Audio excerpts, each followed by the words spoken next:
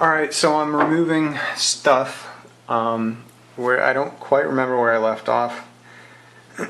I drained it here. I took the GPU partially off and then fully off. That worked just fine for draining the GPU. It's back behind me with its two tubes still sticking out of it. This guy and this guy coming out of the GPU. And I'm going to leave that there. I'll break it down to paint. But the next thing I did was unscrew this post. No. Next thing I did was take this joint off down here. And it's actually kind of funny when I broke that seal, even though this was pointing up-ish, it started drool. Oops, that's 100% backwards. Even though this was pointed up-ish, that's not the right bend in this, but generally this was connected and this was terminating in an upwards position. And when I broke the connection of this short run here down at this point, it actually started drooling out of here, thankfully into the pan under, you know. So it's kind of strange. Like I'm starting to understand that this closed loop system is, I don't know if open loop, closed loop means a goddamn thing in relation to what I think it means, but when I say closed, I mean closed pressure. So I'm learning that in a closed pressure loop, when you make changes to it, it immediately can affect other parts. So after finding that out, you know, I gave a good look up in this thing, and there is no water in that housing, period. And I haven't seen any water come out of this. So I'm getting ahead of myself. I removed this post after that. Then I removed this post after that. And once those were both taken out, I could tilt this forward and all this water, which is significant, came out of the radiator. Kind of cool. I was keeping a close eye on this and this while I did that. I actually rigged a paper towel up there, kind of like that, when I broke these seals. And I kept an eye on this, which not a single drop, strangely, you know. So it looks like this actually did drain just, I don't fucking know. I don't remember. My mind is just like a pile of oatmeal right now. Hey, that would have been a good idea. Fuck's sake. So, yeah, that's kind of how I'm rolling. Let's see. So generally, let's see, this thing, I guess I can take off now. Question mark, can I do it with the camera? Yes, I can. I don't really need to do it while it's upright like this. Probably be smart. Yeah, I'm going to tilt that termination upwards on the joint itself. Ultimately, I'm going to lay it down flat to disassemble the actual components from it, from the computer. With soft tube, guys, you don't have to yank it off straight in the direction of the tube. I found it's easiest to just push in one direction or another, and it comes off super duper easily. Did I get a drop? Yeah. And the fitting saved it like a goddamn boss. No water. No water. I'm so happy. So I'm going to do the best I can to make sure this stuff, actually, I'm going to do it like this. Watch this.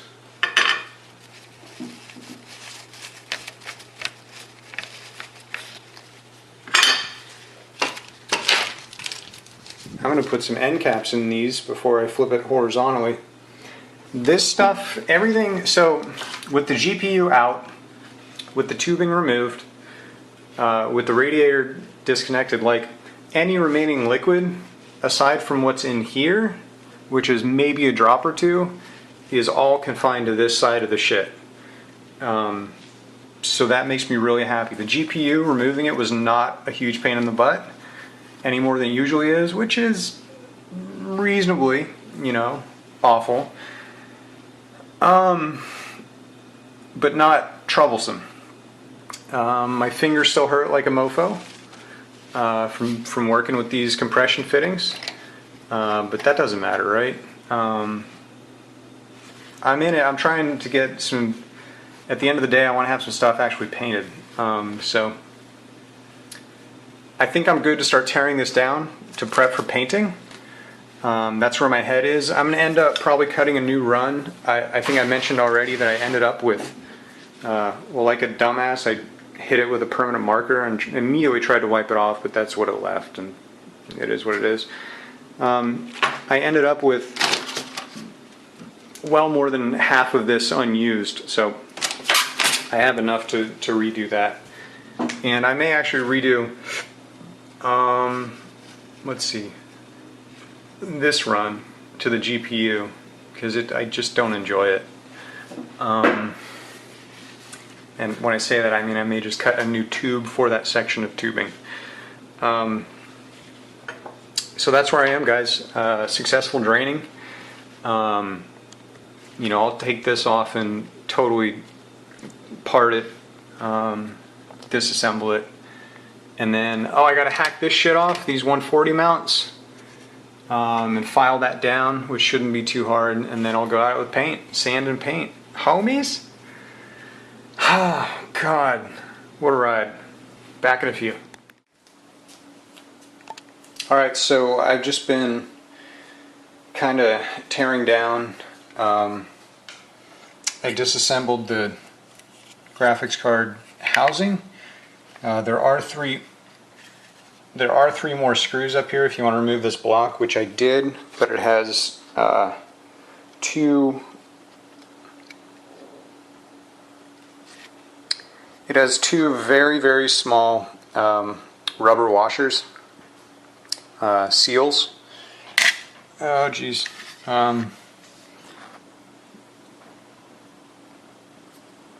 You can kind of see these two things and then these two things. On each side they combine into one oval shaped, I mean from the top, it's basically like an oval here and an oval here.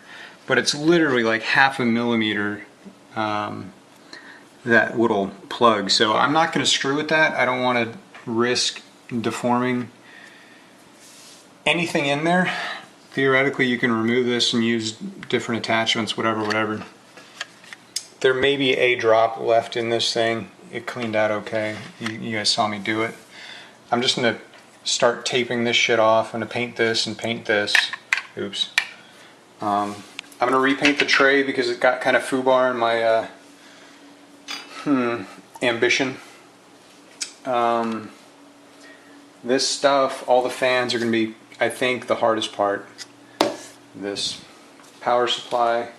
One thing I wanted to mention while I have this, and I'm tearing it down for you guys, so after I got the majority of the stuff off, oh, that's what I wanted to mention, the CPU block, when I took it off, had a grand total of like 3 drops in it still. Check that out. I don't feel like losing any screws down there, or any other expensive shit. Yeah, so like 3 drops. It drained really well, and I like the fact that it's completely contained as well. So when you move it away from your CPU, it is away from your CPU. What I wanted to mention over here is that after disconnecting the radiator, excuse me, the reservoir and the pump and fans, etc., I turned this upward and a significant amount of water came out of it. I just grabbed a shirt that I think I was wearing yesterday, threw it under there. All this stuff is fine, but it's, you know, surprise, there's more water.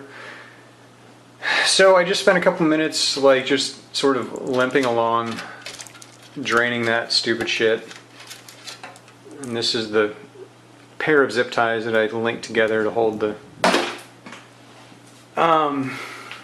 reservoir while I disconnected this mounting bracket. You can see the amount of wear and tear just from my testing on this radiator. So this radiator has been kind of to hell and back with me, custom screws and all, you know.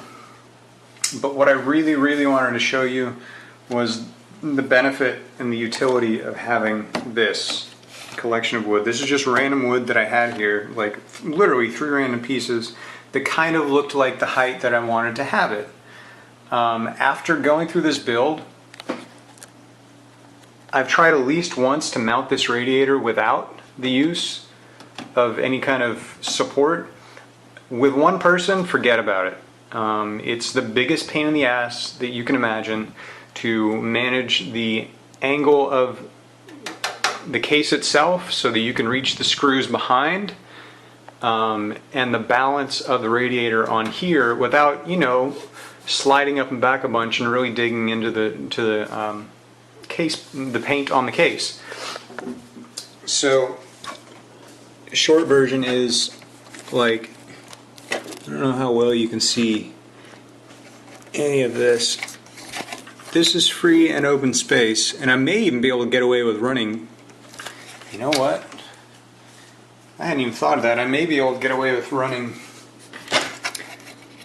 the related connections for the pump through there. That would be just sinister if I could. What I wanted to show you guys, this little pencil mark, where's my finger? This little pencil mark marks the bottom of the radiator, and ultimately I just kind of arbitrarily picked that location in respect to the amount that I wanted this guy to stand up outside of the case.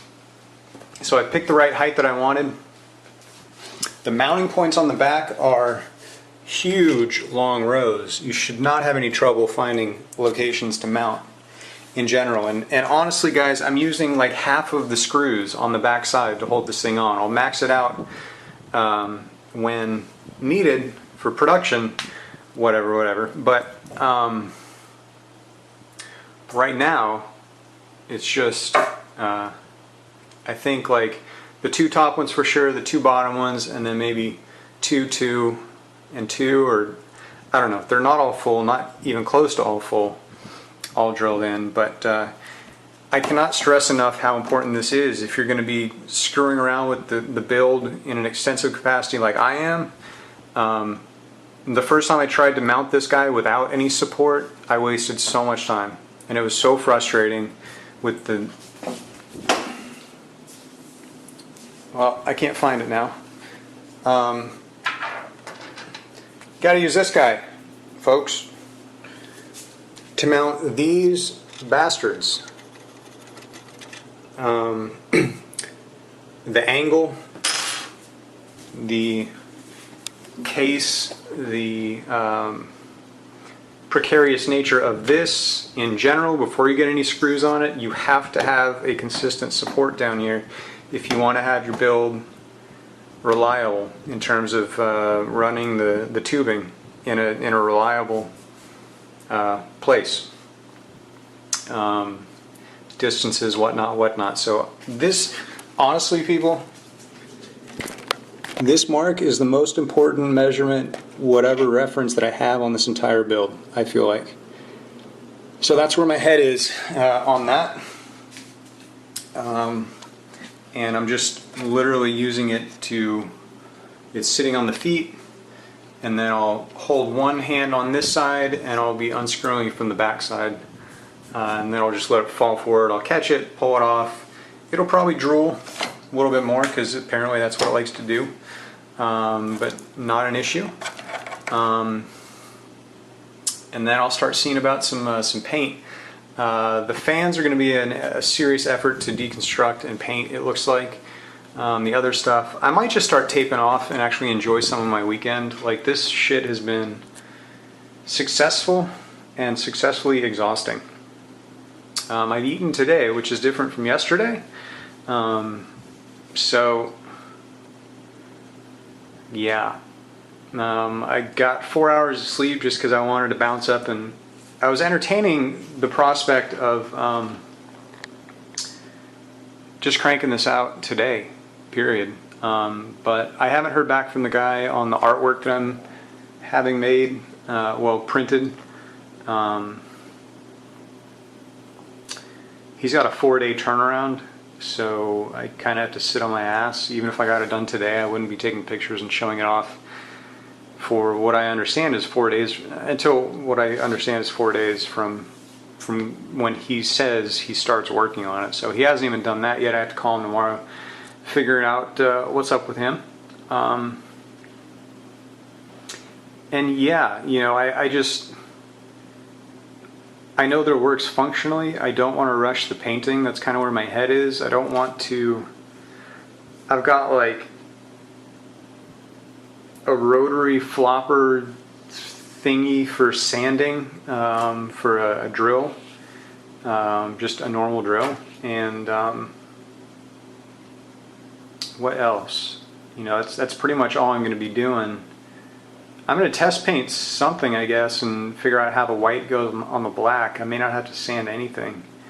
Hang on, let's see what I have for the sanding, actually.